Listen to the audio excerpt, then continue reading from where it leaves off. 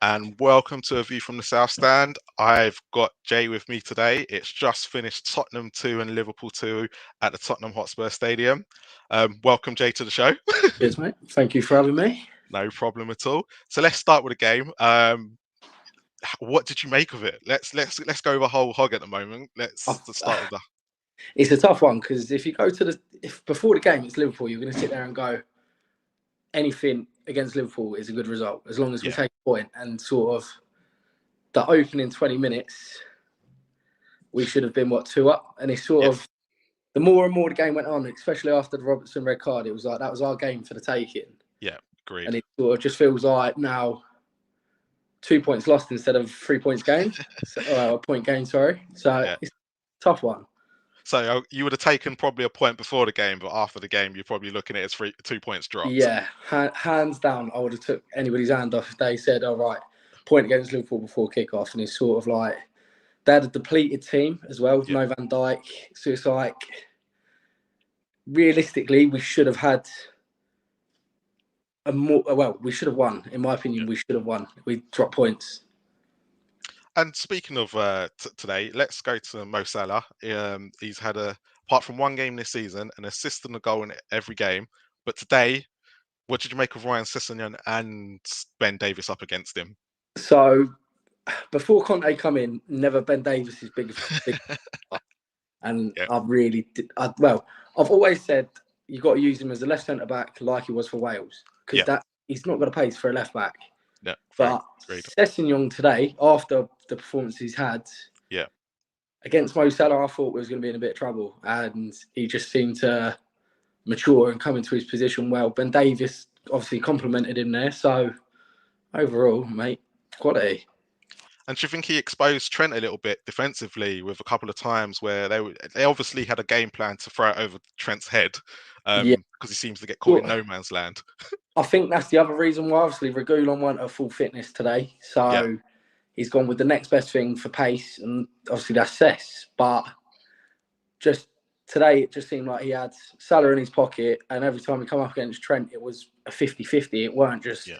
him getting walked over every time he was beating Trent. He was taking players on, so you got to take it as a compliment for him. He's done really well. And let's get to the big speaking point today. Well, the second one, that midfield three. You know, probably never played together before, up against probably one of the best teams in the country. How did you think Winks, and Ndombele and Dele Alli got on today? So Winks, another player who I'll be honest with you, Yeah, bar his last couple of games, I've wanted him gone. yeah, Yeah, he's Spurs boy through and through, but his performances are just like 1 minute he'll be all right, and then all of a sudden he's the worst player in the world. yeah, agreed. But today for me, he was our man of the match. He's just sat on the defence perfectly. He made a Yeah, challenge, played the balls that he needed to. He was insane. And Ndombele, again, blowing after 40 minutes, but he's still got an assist. So yeah, you've got to look at it. The guy's got an immense level of talent, and you can agreed. Yeah, see it for glimpses. And his attitude towards it just seems putting an effort in is just like you can't really defend him. And for his price tag, you're thinking, well, it's the same as Lo Celso. The money you pay for a player of that quality, they're your players that in games like today, they should be running the show. And Ndombele got outshone by Winks.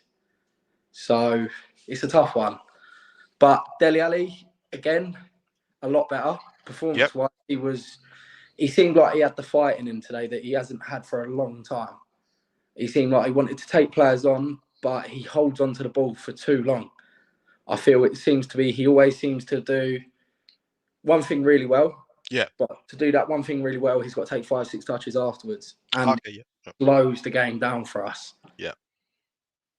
So, do you think today kind of helped him and Ndombele actually because we were free instead of actually then playing off the left and the right because you had two forwards? I do, but at the same time, I think Ndombele and Dele are very similar in the style of play. They want to Okay, yep, be just in behind the striker, I think, like where Kane sort of plays. yeah, So if you've got Kane dropping in there, Sonny dropping in front, they get lost in the right or left side of the midfield, and it's sort of like it's a wasted place. yeah, So I don't think they complement each other, But I think at the same time, if we could get both players playing for the schedule of games we've got coming up, they'll have to be in the mix. Yeah. And let's get to the main talking point today, Robertson's red card. One, was it a red card? Two, should Harry Kane gone as well if Robertson's getting a red? So I think personally, Kane's was more of a red card than what Robertson's was. Okay, yep. But at the same time, they're both red cards. Okay, yep. It's Kane's was just reckless, and Yes. admittedly, yeah, he's going for the ball. Either way, studs up, he was out of control, red card, and he got away with a yellow somehow. But Robertson's it's a funny one because people are going, oh, it's not a red card, he's kicked the ball. When you see it slowed down, he had zero intent of going for that ball. He was swiping out. Yes, agreed. I think that is why he's gone, because he's tried to. The way he's gone for the ball, you can tell there's no way he's getting to that ball, so he's just swiping the player to try and take the player out of the game. So overall, I'm glad he went. I don't like the bloke anyway, he's a prick. And their second goal, was it a penalty on Dele Alli? Did you think there was enough of a contact from, I think it was Trent, on the back of him? I think it's soft. I think it's one of them. Anywhere else on the pitch, he's going to get he'll get a free kick. Yeah. Because it's in the box, I think the referee's sort of got to be a bit more stern with things, and he's sort of gone, yeah, he's gone down easily. I think Dele just had a bit of a poor touch. He wasn't really going to be able to do much with it, and he's felt the hands in the back, and he's just gone down. And regarding their goal, do you think it should have been pulled up for Salah's handball, or is it the new rules and you've just got to take it on the chin? It seems to be, with this rule, they chop and change it to when it suits them. Yeah. If a ball has hit your arm anywhere in the box, it's handball. And they've always said that. Sissoko penalty in Madrid. Yeah. It's handball. But because they're saying it was in the third phase before the goal, it's not direct play, but the ball hadn't left our box. So to sit there and go, oh, yeah, well, do you know what? It's not direct involvement in the goal. It is. At the end of the day, it's handball. So, but if we'd lost 2-1, I think there would have been a bigger uproar about the whole game from the Spurs side of things. But we've sort of managed to nick a goal back and take a point. So we can't really sing and dance too much about it. And as a 90-minute game of football, was it one of the best games you've seen this year, or would you say you've seen better? 100%. The level under Conte, the fight in the players, even the atmosphere from the South Stand today, when we scored that first goal, the passion just seems to have come straight back into the Spurs side. And I don't think we see that even under Jose Mourinho's last 2-3 months. The fight from the players, from the fans singing all the way through. I mean, this famous Liverpool atmosphere, I didn't hear it once today. They scored, and even then, straight after that, the Spurs were marching back in. So, is what it is. At the end of the day, it's an exciting game of football. Conte's got a bunch of standard players competing with the best team in the world, as you said. Well, one of the best teams. Yeah. And let's talk about the atmosphere, because obviously there was only 45,000 there today. Do you think it was probably one of the best atmospheres we've had, considering we had less people there today? It seems to be today the corporate. Obviously, I've been quite a few times recently. Yeah. It seemed to be more the diehard proper fans who are willing to go there, even with the tube strike on today. Yeah. It seemed to be fans done whatever they could to get there. Obviously, we've all missed Spurs over the last 2 weeks. Definitely. And I think a lot of people, it's coming up to Christmas, a lot of people are being a bit more safe and don't want to catch COVID. But today, the fans from the get-go were amazing. So, hats off to them. And were you amazed by the Spurs performance today, considering, that we haven't really had a game in the last 2 weeks, COVID's kind of hit, and we've kind of had stop-start training? I was amazed because after, say, 35 minutes, we seemed to take the foot off and Liverpool just battered us. For the last 10 minutes of the first half, it was onslaught after onslaught of Liverpool. And I thought, do you know what? They finally managed to catch us. We're probably all knackered. Half the players, Son, for example, today, I love Son to bits. This year, he's been so below par.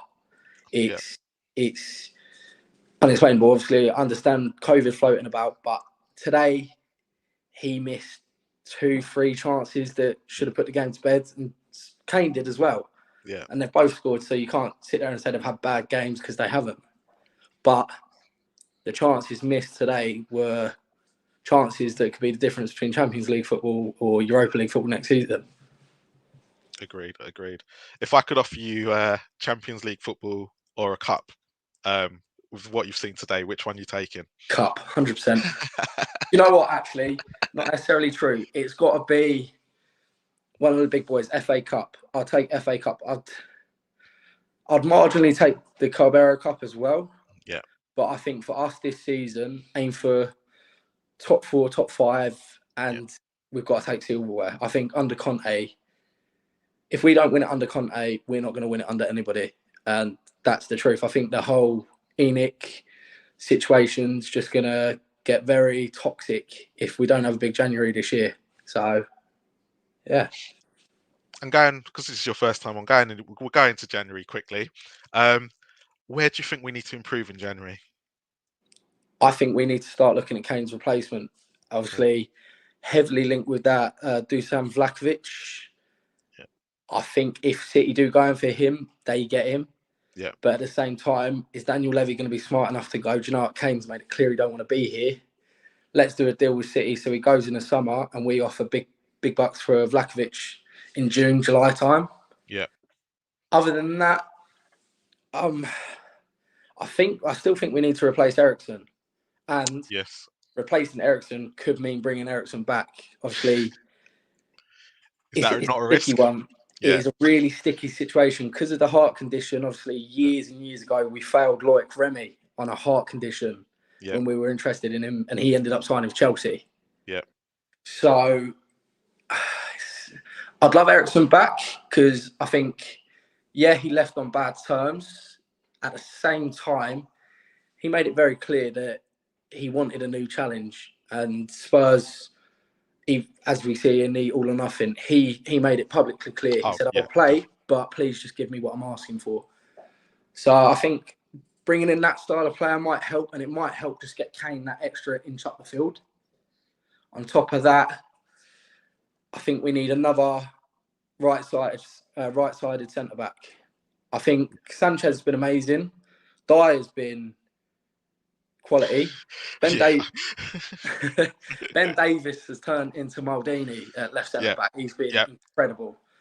But at the same time, they're the players that have been here for the last 4 years, and the standard we've been at for the last 4 years has got worse and worse. So Romero, he seems good. He seemed to just hit a bit of form and he's got injured again. So we've got him to come in, but I still think we need a true leader at centre-back.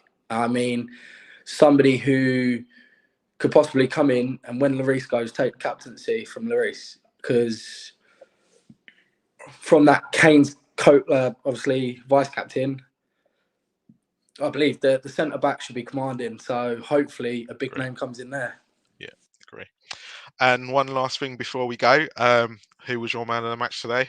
I think you've already said it, but we'll go again. So Winks. You go for Harry. Definitely Winks. And it's hard for me to say because it's obviously today he done the simple stuff. Yeah.